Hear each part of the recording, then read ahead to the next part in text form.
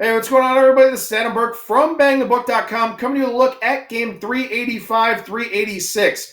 Auburn takes on Florida in probably the signature game of Saturday in college football week 6. Sabres shirt, Hartford Whalers hat. The NHL is back, and that means Parker Michaels is back over at BangTheBook.com.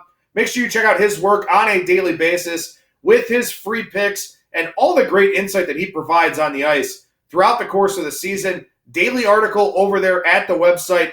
Really, really good resource for you. One of the sharpest and most respected NHL betting minds. So definitely something you want to check out over at BangTheBook.com. Also over at BangTheBook.com, covering all things football, both college and the NFL. Free pick articles, power ratings, predictions, betting trends, situational betting tips, all kinds of good stuff over there at the website for football. NBA starts this month. College basketball starts next month. We'll be getting our coverage going of both of those sports here over the course of the month to go along with covering the Major League Baseball playoffs, the NASCAR playoffs, what's left of the WNBA playoffs. You've got soccer, golf, tennis, lots of stuff going on all throughout the calendar year over at BangTheBook.com, your one-stop shop for sports betting news and information. And we also cover a lot of it as well on Bang the Book Radio, which you can hear every Monday through Friday. Segments posted right here on our Bang the Book YouTube page, but also wherever you listen to podcast content, Google Podcasts, iHeartRadio, Spotify, Spreaker, Stitcher, iTunes, Podbean, TuneIn, Overcast, SoundCloud. You're going to find Bang the Book Radio there, so no excuse for missing any of our shows or any of our segments.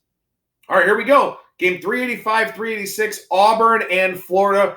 Look, I said on one of my previous videos that UCF versus Cincinnati is the best game of the week in my mind.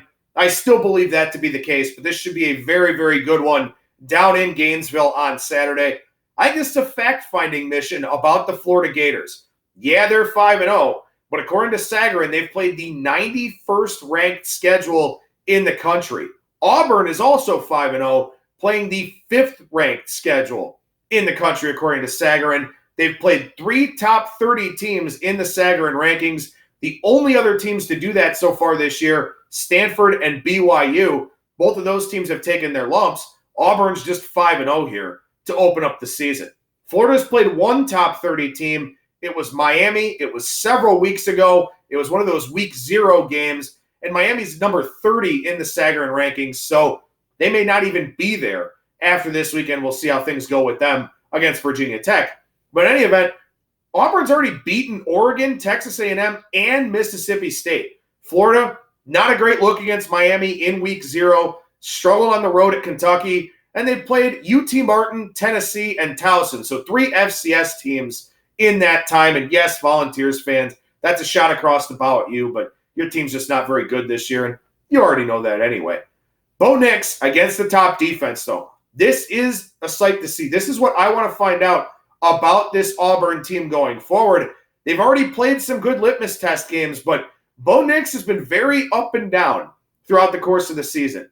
7-2 ratio, only 5 sacks. His mobility's been really helpful. He hasn't made too many back-breaking decisions for Auburn so far this season. 58% completion percentage for him. Look, he shined at home last week against Mississippi State. Wasn't asked to do much against Texas A&M. Wasn't good for 3 quarters against Oregon. What does he do in this game? I think that's a big question mark here for this matchup is Bo Nix. But Kyle Trask is a pretty good question mark too. What do we get from him?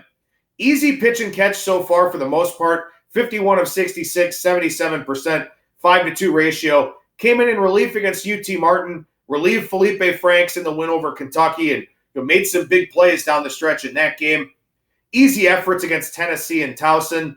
Only 4.4 yards per carry for Florida so far on the year. Again, against a schedule that hasn't been particularly good. So Kyle Trask gets thrown into the spotlight here himself in this game. Now, Auburn, as good as their defensive line is, they only have 13 sacks so far. Florida has 24 sacks. That could wind up being a big key to this game where Trask is not immobile, but he doesn't have the same level of mobility that Bo Nix has. So maybe the team that avoids the negative plays will get the upper hand here in this one. When you look at these two teams, though, Florida, look, great defensive numbers. They've given up almost 5 yards per play against the FBS teams they have played. under 4 yards per play against FCS teams. Auburn gets Power 5 opponents. And again, those are some pretty good teams, as we talked about already, with Oregon, A&M, and Mississippi State. Auburn here has allowed 5.18 yards per play to those Power 5 teams, 4.12 yards per play to the group of 5 teams. 5.4 yards per game allowed per play allowed, in the games against A&M and Mississippi State, but they led big in both of those games. Auburn has faced the 14th most passing attempts against on the season because they've had big leads. That A&M game, they dominated for 3 quarters. They blew out Mississippi State last week. The Oregon game was pretty back and forth in week 1. But again, Auburn's faced a lot of passing plays, and they've still been very, very good defensively. So what do we look at here in this game? Well, my numbers say Auburn -4. Early move down to 2.5, now back up to 3. Seems like somebody out there with some influence wanted a 2.5. They got a 2.5. We haven't seen it come back since. Bo Nix, second true road start, hostile environment here in Gainesville. You certainly wonder how he fares with that. But you also wonder about Florida playing against a really good team. Miami, Florida is not a really good team. They're a decent offense, a pretty good defense.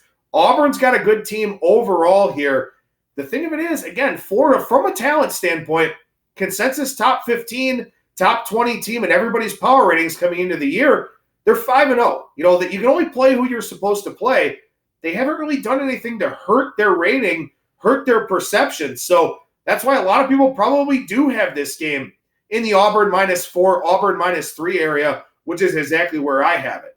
But ultimately, overall, we're going to find out a lot about Florida this week. And if Florida beats me, Florida beats me. It's Auburn for me, -3. They're just outside the top 20 in third down conversion rate, and they played a top 5 caliber schedule. Gus Malzahn back to calling plays, did it last year in the bowl game to great success, doing it here this year to great success. Auburn's better defensively than Florida on third down, despite playing that stronger schedule. Obviously, there are worries about Bo Nix, the true freshman, going on the road. But Auburn's just a better team. I think they scheme better. I think they're stronger in the trenches. And I'll take Bo Nix over Kyle Trask here as well. So give me Auburn -3 over Florida here this weekend. I'm Adam Burke for BangTheBook.com.